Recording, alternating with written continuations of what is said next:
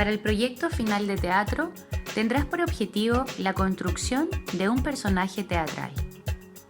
¿Y cómo haremos esto? Primero, tendrás que definir cómo será tu personaje de manera física. Si este será alto, bajo, moreno o morena, utilizará cabello largo, corto, uñas largas, uñas comidas, etc. Primero, definirás las características que este personaje trae desde su nacimiento, es decir, son innatas.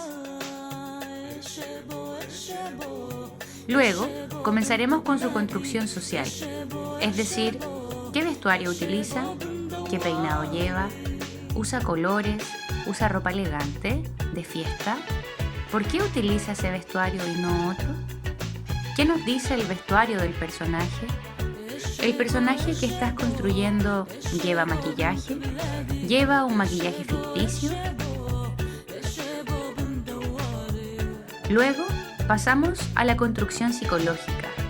¿Qué piensa tu personaje? ¿Qué siente? ¿Cómo sus experiencias de infancia lo llevan a ser así hoy? ¿Por qué se llama así? ¿Es feliz? ¿Está enfermo? ¿Por qué?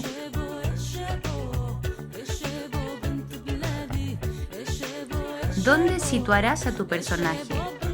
¿En un escenario vacío?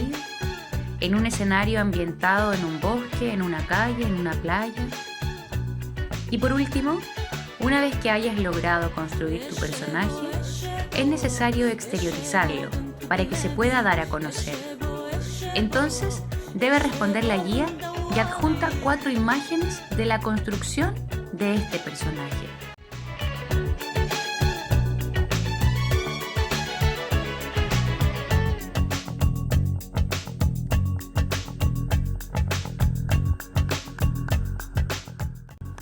Por ejemplo, yo decidiría exponer mi personaje desde el dibujo.